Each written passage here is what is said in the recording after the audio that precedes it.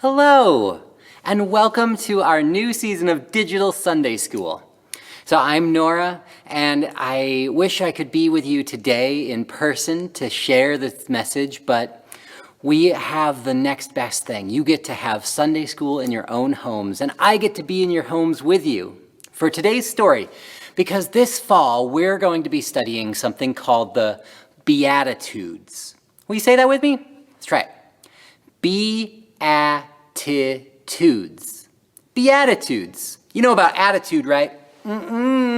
Attitude. These are the Beatitudes. So let's say it again. Ready? Beatitudes.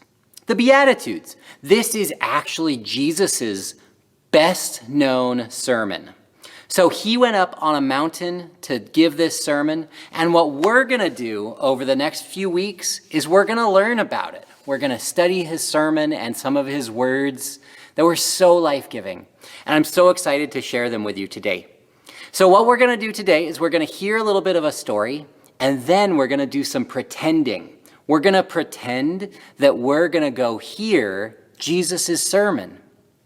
So what we're going to do is we're going to join that huge crowd of people who are following Jesus, who was changing everything.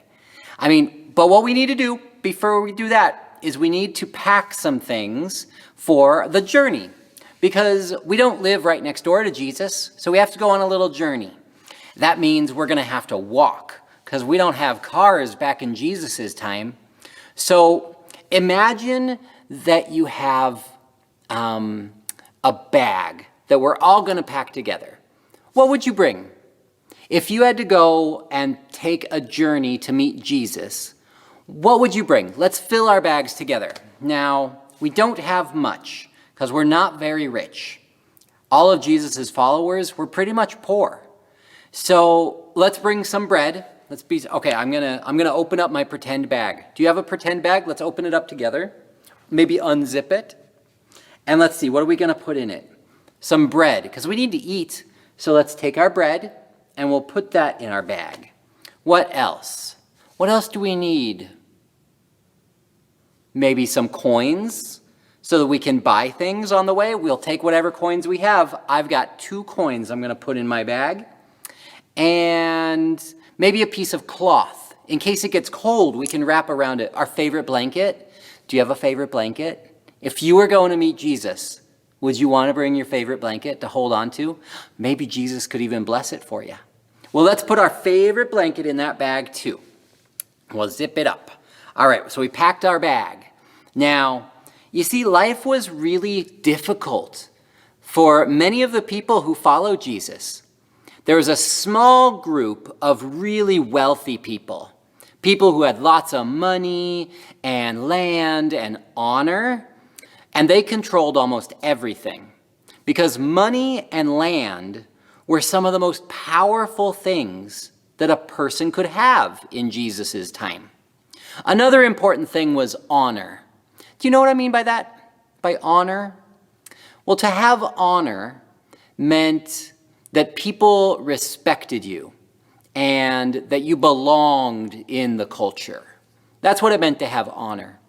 And you know, that's in Jesus' time, that same small group of people, they made decisions in their government that helped them get more money and more land and more honor. And those decisions made life harder for everyone else, for the poor people, because they were taking their money, they were taking their land, they were taking their honor away from them. And this is what's called an oppressive system. Will you say that with me? Oppressive system. One more time. Oppressive system. When the rich people who had all the money and land and honor were taking more from the poor people who were struggling, that means those poor people were being oppressed in an oppressive system. But Jesus couldn't wait to show people how backwards that all was. So Jesus began to help by healing people from all kinds of sicknesses and telling them all about God's kingdom. Now, you can also think of it as God's kingdom, because A lot of times people thought of things as kingdoms because they had kings who ruled over an entire area. And so Jesus said this would be God's kingdom or God's kingdom. People living all together in an area with only God in control. And the people wouldn't be oppressing other people. So after healing so many people of their hurts and their pains, Jesus cared for them in another way too. He brought them up a mountain and sat them down to teach them, bringing healing into their hearts and their souls and their minds. So if we're going to follow Jesus, we need to follow him up the mountain, which means we're going to have to hike. Do you like to hike? I do. I can't wait to hike. Well, let's hike together. But hiking, climbing requires energy. So let's take out some of the bread from our packs. I got my loaf of bread here. Do you have your bread? Let's eat some bread so that we have enough food and energy to get on this hike.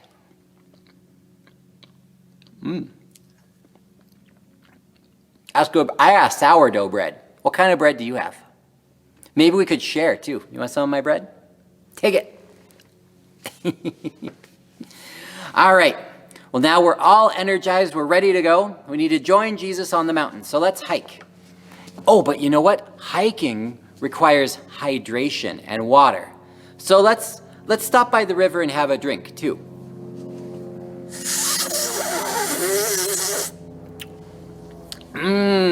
That was tasty. So now I think we're ready to go. Are we ready? Let's hike. Today we're going to hike by doing some marching. And you can march in place. Will you march in place with me? I'm going to move my chair. March in place with me. And now we're going to count to 20 and march 20 times. And if you can't march in place, then you can use your fingers. You can go 1, 2, 3, 4, 5, 6. So you can either march with your fingers or march in place. Ready? Let's go.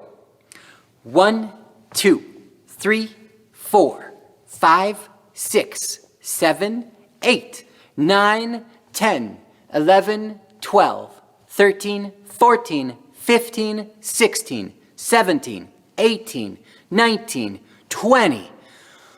Whew, we made it.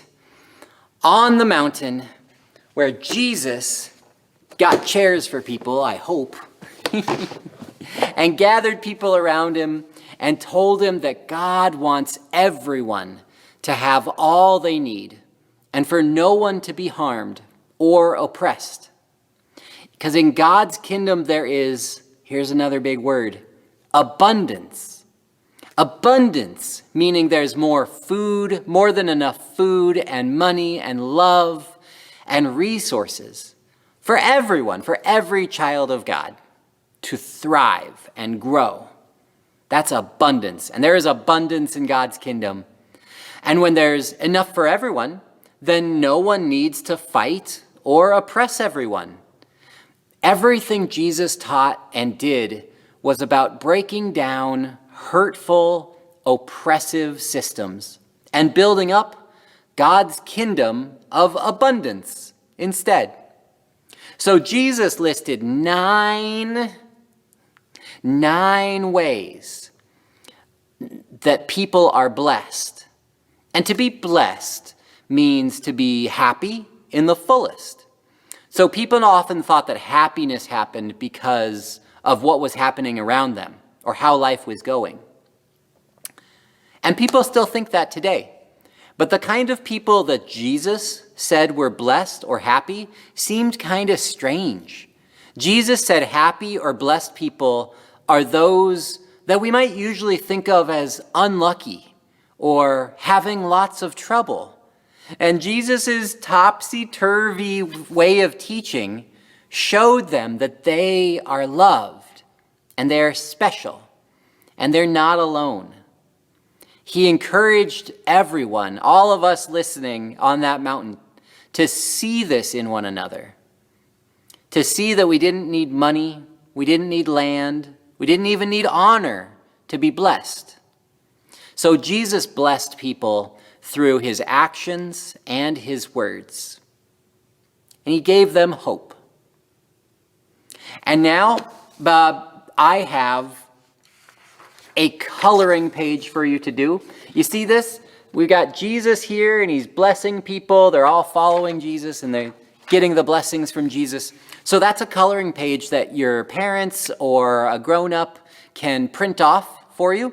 And hopefully you can color with that. And there's even some questions that one of those grown-ups can read to you and you can talk about as you're coloring. And don't let your grown-ups off the hook. Make them color too, because coloring is fun.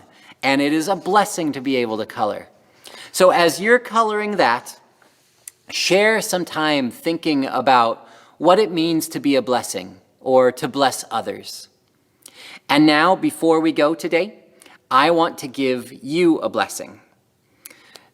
And this is a blessing that's something that you receive. So you can open your hands like you're ready to receive a gift. Will you do that with me? Just open your hands like you're receiving a gift. So I'm going to speak a blessing, and if you receive it, you can take the blessing and put it right in your heart. Are you ready? You are blessed. There is more than enough love for you here today in God's kingdom. Hold on to that blessing. Put it in your heart, beloved. And I will see you on another Digital Sunday School soon.